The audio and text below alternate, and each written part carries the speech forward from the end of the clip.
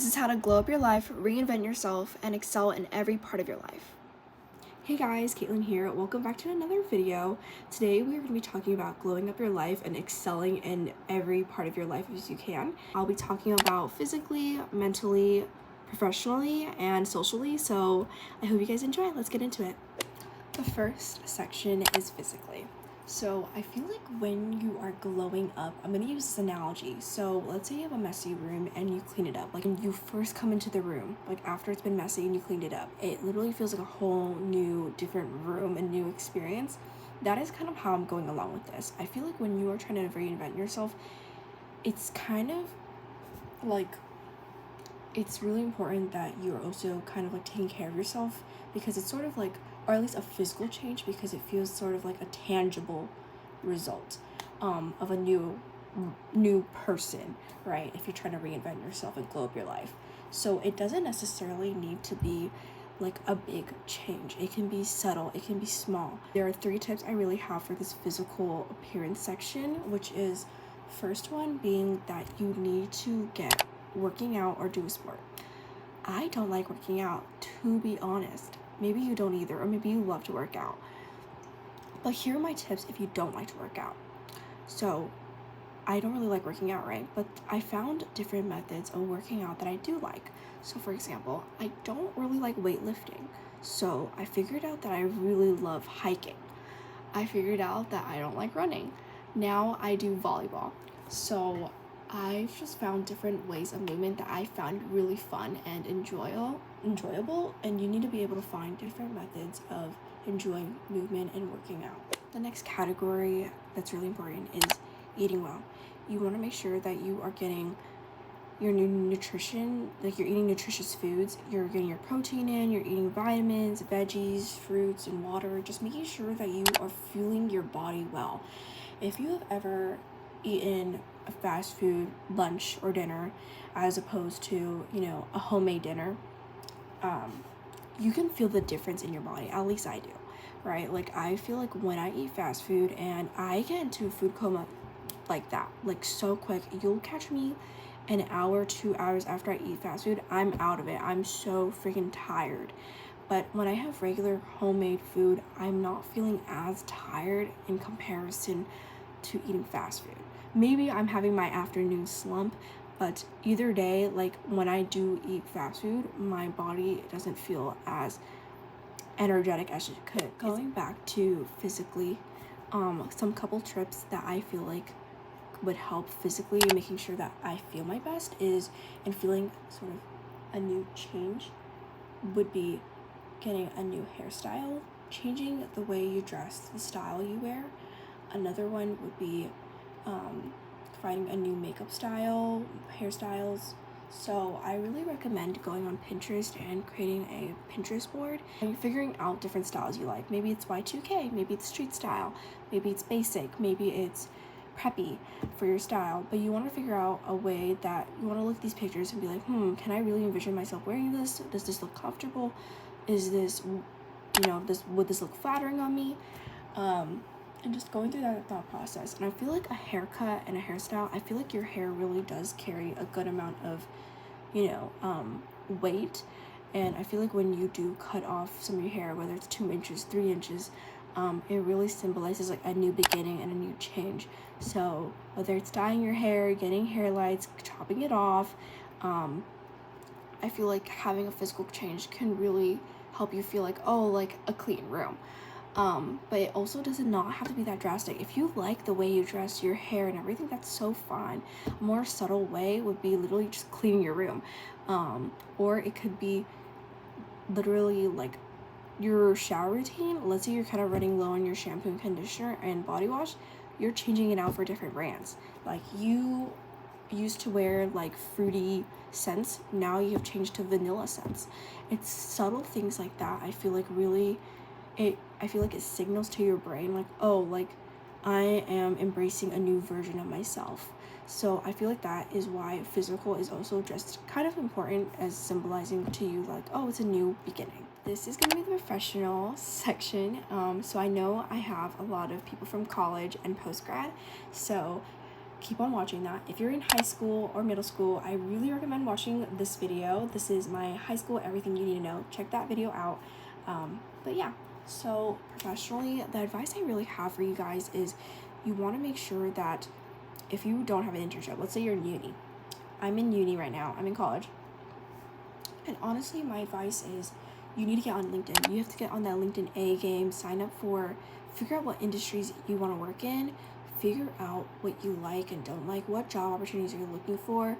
I feel like through every internship, you learn and you gain in things to benefit you. Like, even if you end up not really liking your internship, at least now you know you would never want to work in that industry. You would never want to do that in like a 9-to-5 situation. That is sort of my advice.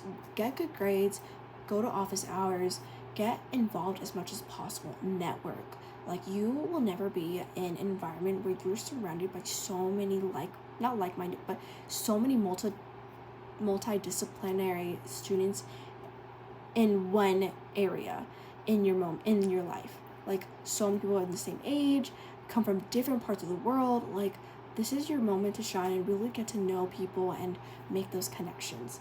When it comes to post-grad, the advice I have, I'm still in college, I'm still in uni, but I feel like my advice for you guys is honestly becoming financially literate. Learning how to save your money, using your credit card, using those points to travel if you want to travel. It's all about,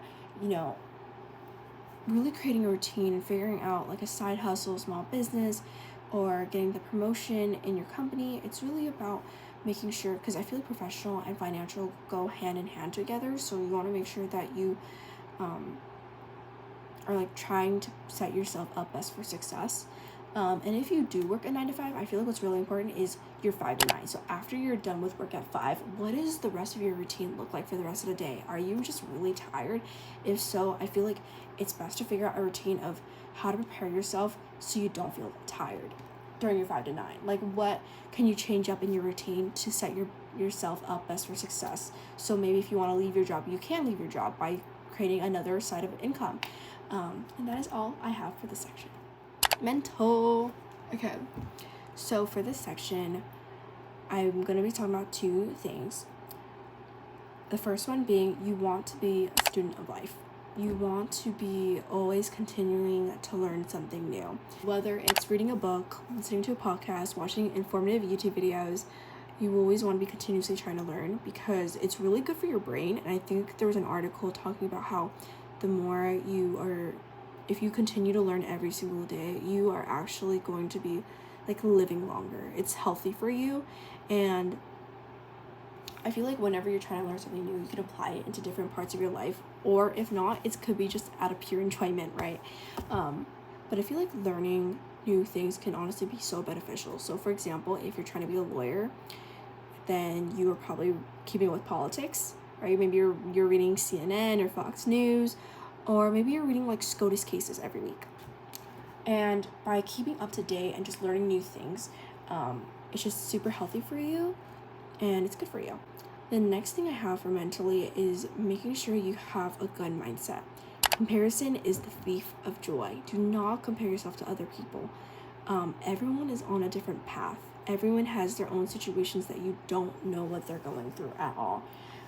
Just because someone may look happy or someone may seem okay on the outside doesn't mean that that's true on the inside.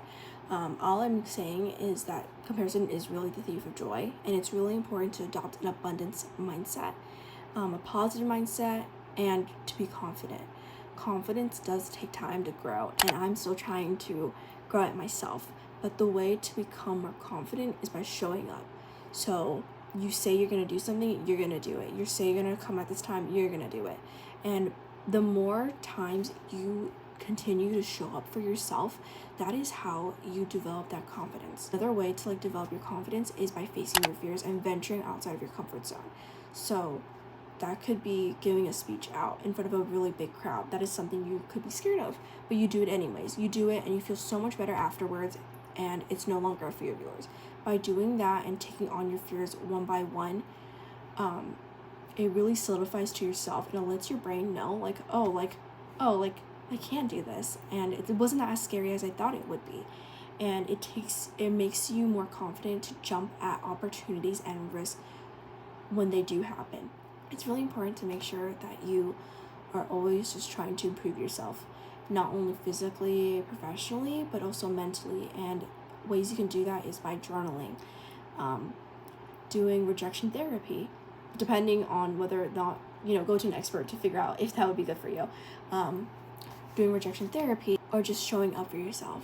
Show up for yourself. If you're going to say you're going to do something, make sure you do it.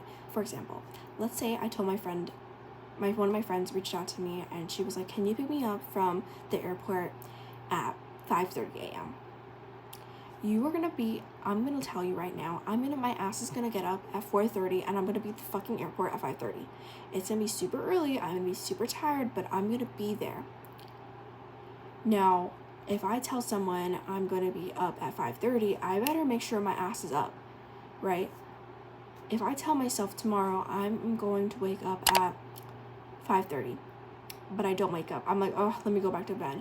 You are not showing up for yourself. You need to show up for yourself. If you say you're going to do something, make sure you do it. The last category I have for you guys is socially.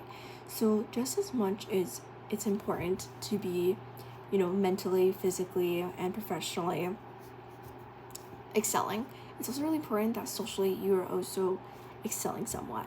So you want to make sure that the people you surround yourself with, they're a really good reflection and a good influence on you, because you are who you surround yourself with. Because when you hang out with your friends, even if they are your friends for different reasons, and that's okay. And as long as you're having a good time with them and you're having fun with them, and they are motivating you to become the best version of yourself and you're challenging yourself, then be with them.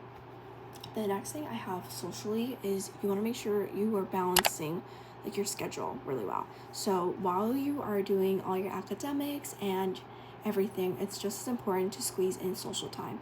So for example, I recently had to finish about 130 assignments for one of my summer classes within 2 weeks, which was a lot because every assignment had anywhere from 60 to 100 questions.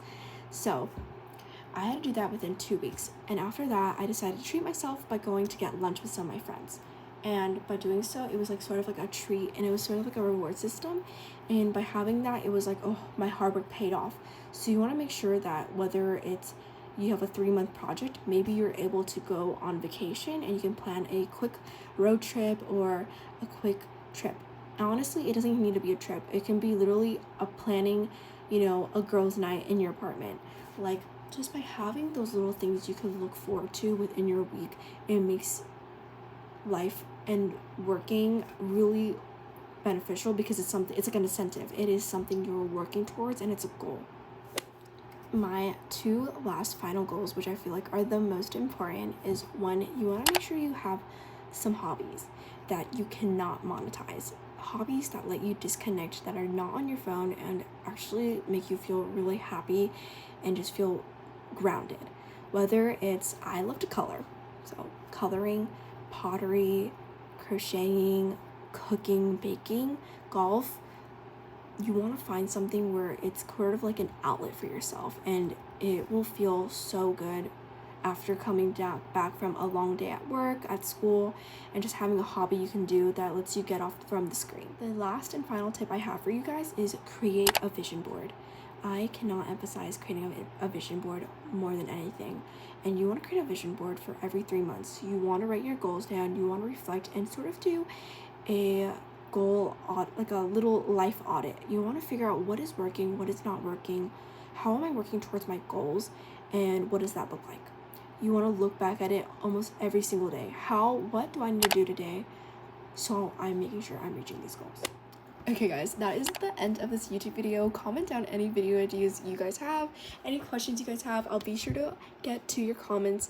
And I hope this video is really helpful, and I'll see you guys next week. Bye guys.